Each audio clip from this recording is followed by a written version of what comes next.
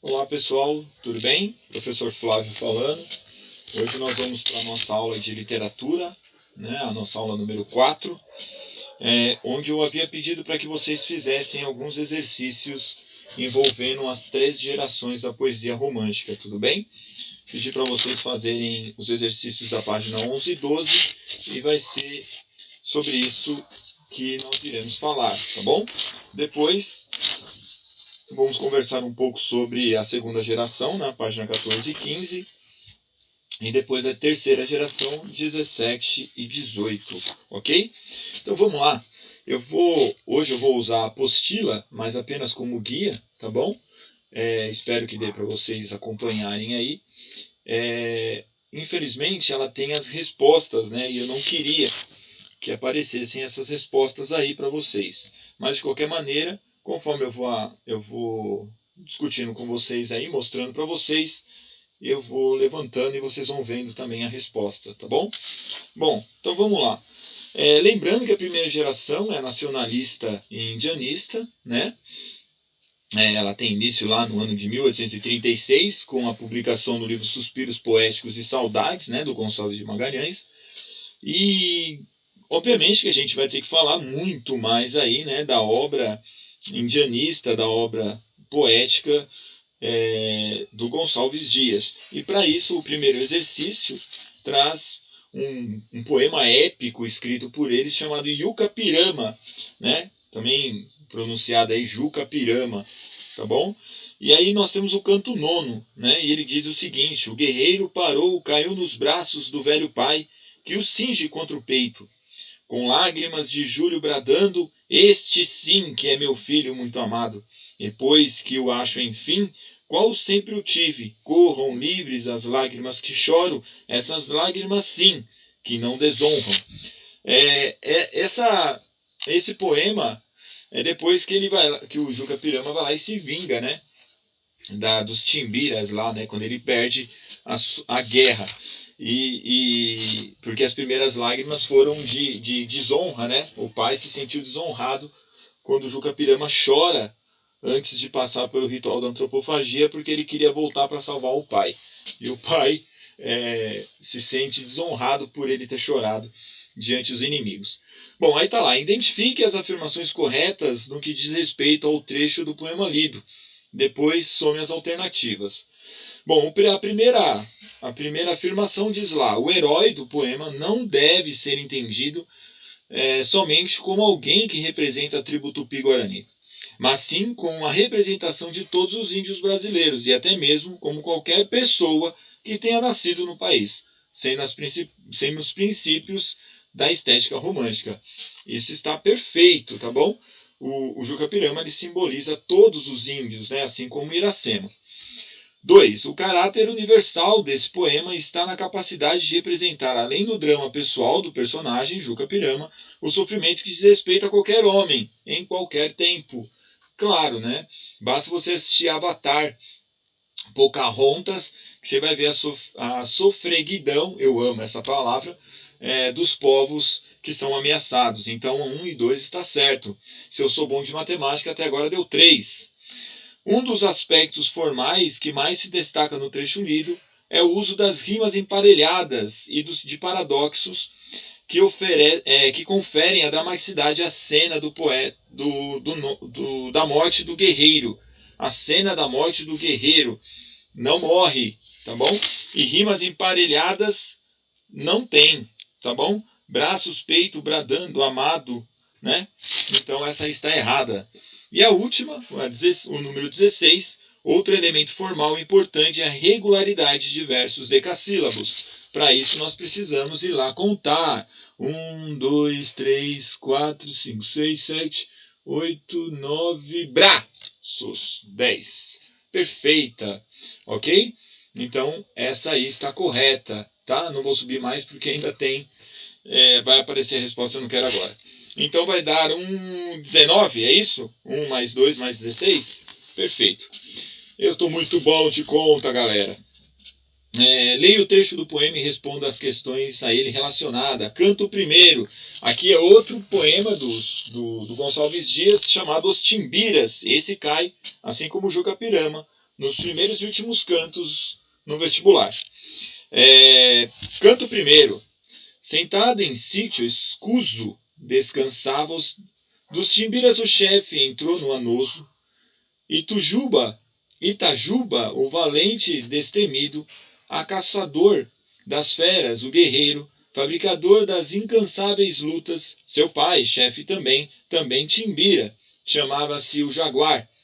Dele era a fama que os musculosos membros repeliam a flecha sibilante, e que o seu crânio da massa aos tesos golpes não cedia. Cria-se em que não crê o povo estulto que um velho piaga na espelunca horrenda aquele encanto inútil num cadáver, tirara ao pai defunto e ao filho vivo inteiro o transmitira, é certo ou menos que durante uma noite junto foram o moço e o velho e o pálido cadáver. Bom, embaixo aí tem toda o glossário de palavras que ele utilizou, né? Escuso, escondido, anoso, idoso, sibilante, que provoca um barulho tipo um silvo, um assovio, massa, né? A clava, tesos enrijecidos, duro, estulto, tolo, piaga, pajé e espelunca, lugar imundo. E aí a pergunta que é feita é a seguinte: como o eu lírico descreve a figura indígena dos indígenas presentes no trecho lido? Os indígenas são apresentados como os guerreiros fortes e destemidos, vencedores de muitas batalhas. Tá bom? Essa é a resposta. E aí a B, selecione a alternativa que melhor explica o uso dos adjetivos apresentados no poema associados aos personagens indígenas. E aí nós vamos ter a segunda alternativa, né? Era comum o poeta utilizar o vocabulário relacionado ao universo indígena a fim de aproximar o leitor que, na época, pouco conhecia dessa realidade presente na leitura indianista. Nós estamos lendo Iracema, né? Que será a nossa prova de literatura, e isso acontece também naquela obra, tá bom? Bom, e aí nós deixamos de lado a primeira geração, percebemos aí a presença dos índios e partimos para a segunda geração na página 14. E lá, galera, aí o bicho vai pegar, porque não é fácil não, viu? Não é fácil não. Então vamos lá?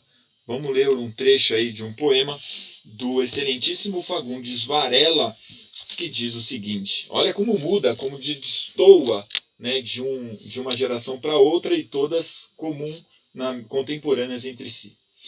Sinistro como um fúnebre segredo passa o vento do norte murmurando. Nos densos pinheirais, a noite é fria e triste, solitário. Atravesso a cavalo a selva escura entre sombras fatais. A paisagem descrita no poema condiz com o cenário típico da poesia da segunda geração brasileira? Porque, lógico que sim. Lembra que nós tínhamos lá no arcadismo locus amenus? Na poesia romântica nós temos o locus horrendus. Tá bom? Cemitérios, paisagens frias, cinzas, sinistras. Destaque no poema 4 imagens que podem ser associadas ao universo obscuro da segunda geração. Selva escura, sombras fatais, noite fria e triste, vento murmurando. Bonito, né? Muito bonito. Muito bem, vamos lá agora para Adeus meus sonhos, do excelentíssimo Álvares de Azevedo. Adeus meus sonhos, eu pranteio e morro. Não levo da existência uma saudade e tanta vida que no peito enchia, morreu a minha triste mocidade. Misérrimo voltei, meus pobres dias, a sina douda de um amor sem fruto, e minha alma na treva agora dorme, como um olhar que a morte envolve em luto. Que me resta, meu Deus? Morra comigo a estrela de meus cândidos amores, já que não levo no peito morto um punhado sequer de murchas flores. Eu amo esse cara. De quem ou o que se despede o eu lírico nos versos iniciais do poema? Se despede dos sonhos, né? Se despede dos desejos, dos projetos de vida que teve em sua mocidade. Lembra do escapismo que eu havia falado? Tá aí, adeus, meus sonhos. Qual das afirmações podem ser consideradas corretas? Justifique sua resposta. Na B, as duas, beleza? Meus gatinhos e minhas gatinhas. Então, olha lá. O eu lírico lamenta a perda do tempo em apaixonar-se por uma mulher cujo relacionamento não frutificou. Lembre-se que a segunda geração ela é bem diferente da terceira. A mulher é intocável, né? A mulher é uma musa distante, lá longe, né? Como diz Oswaldo Montenegro, lá no camarim, tomando vinho.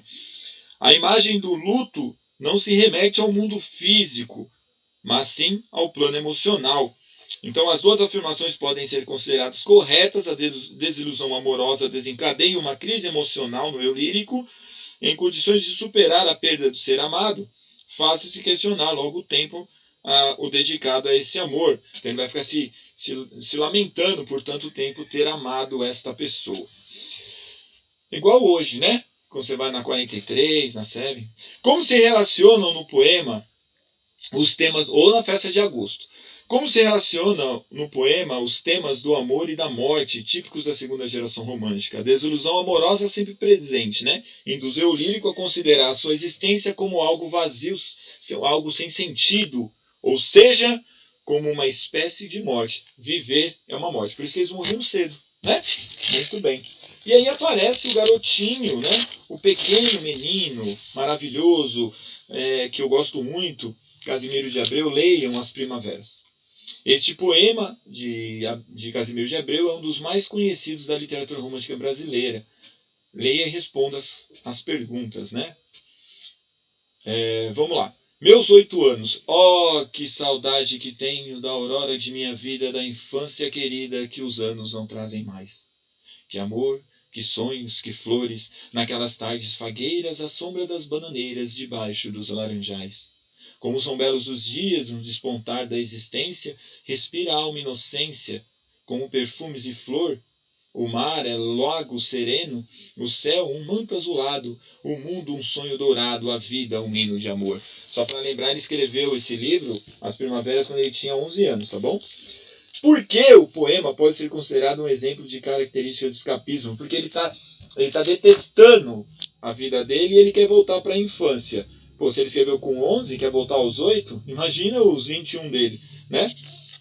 Então ele não tem interesse na vida que ele leva e ele sente falta da infância. Isso todo mundo, né? Não é só ele não. Eu também. E aí acabou só uma pergunta sobre ele. Que pena! Muito bem. Então vamos lá. Agora para o Safadinho, né? Do Castro Alves, né? Que é da nossa terceira geração. Beleza? Muito bem. Aqui tem um poema do Souza Andrade, que é um poeta injustiçado, né? Vamos ler ele. Forget Me Not. Me perdoe aí o meu inglês tão surrado. Tu, ouve-me, inofensa. Forget me not. A flor que deste-me, recorda-me. Que magnetismo, amor. Olha isso, né? Que desnorteadas vagas por mãos que eu reconheço, formosas Mary Weaves, não sei, e o Maljack é reverso. Então, Joaquim de Souza Andrade, conhecido como Souza Andrade, pode ser considerado um caso singular em toda a história da literatura brasileira. Nasceu no Maranhão em 1833 e viveu nos Estados Unidos, em um período em que o desenvolvimento do capitalismo crescia naquele país. Seus poemas revelam circunstâncias de vivência, mesclando referências culturais diferentes das que motivaram os demais poetas brasileiros. Então você vê que tem uma outra pegada, né? Tem até a mistura dos dois idiomas, né? E mais uma vez, perdoem o meu inglês. Bom, vamos lá. E aí, eu acho que eu voltei tudo aqui. Vamos para o Condoreiro. E aqui nós temos um poema do Castro Alves que diz o seguinte. Prestem atenção aí. Sangue de africano, aqui sombrio, fero, delirante. Lucas ergueu-se como um tigre bravo, Era a estátua terrível da vingança. O selvagem surgiu, sumiu-se o escravo. Presta atenção na mudança de personalidade. Crispado o braço no punhal segura, do olhar sangrento raios lhe ressaltam. Qual das janelas de um palácio em chamas as labaredas irrompendo saltam?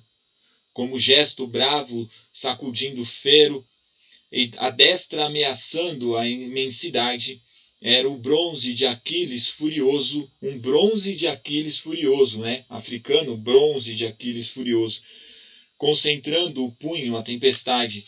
Aquiles, cor de bronze, e o punho é a tempestade.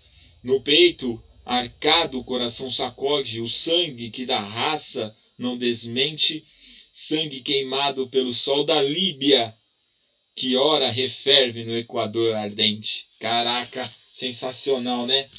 Muito bom, grande Castro Alves. Na primeira estrofe do poema, a indicação da mudança de comportamento de Lucas. Que mudança é essa? Ele era um escravo e se rebela de escravo a selvagem, né? É isso que eu disse lá, a mudança de personalidade. Que visão sobre o escravizado predomina nesse poema? É alguém que se rebela, né? Um escravo rebelado, né? Que não permanece em seu estado passivo, né? Ele tem o sangue que ferve, né? Nas suas veias.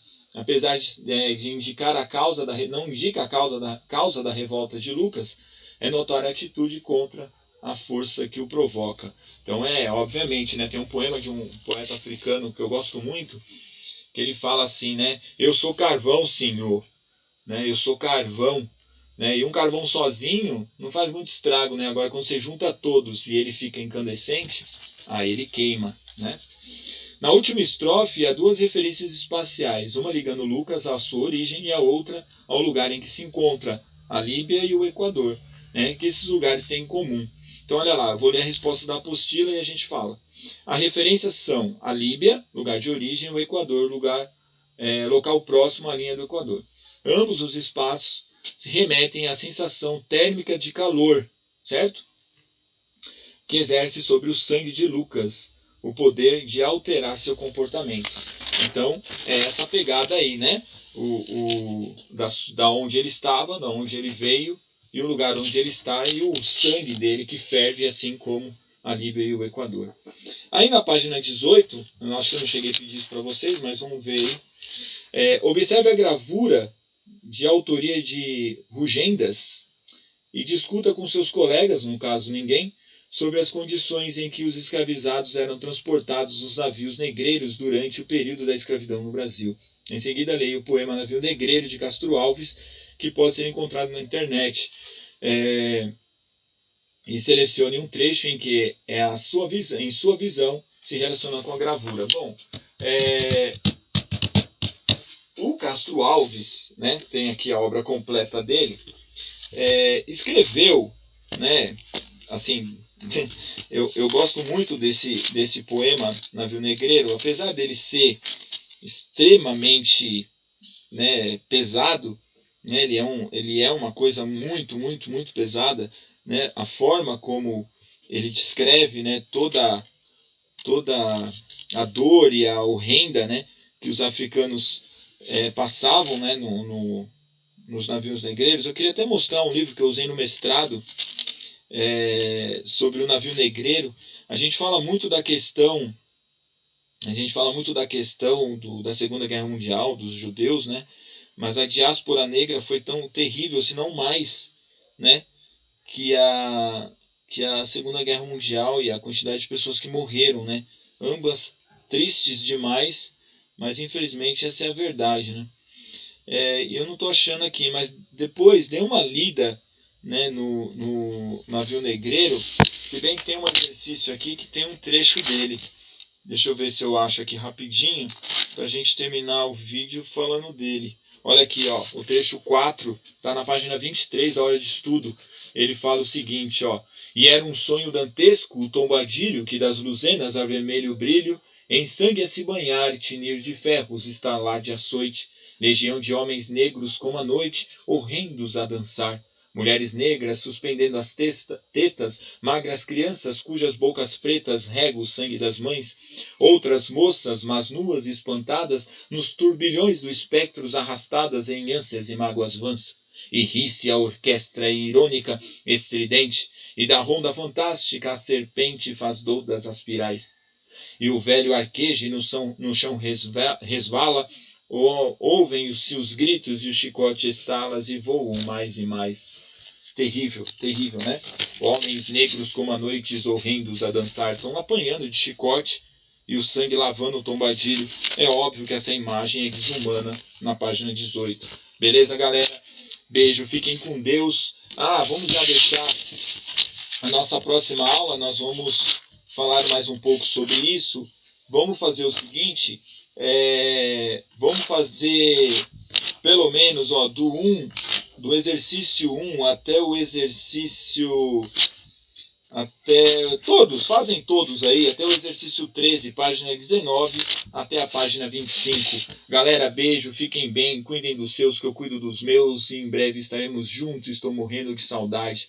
Beijo, pessoal.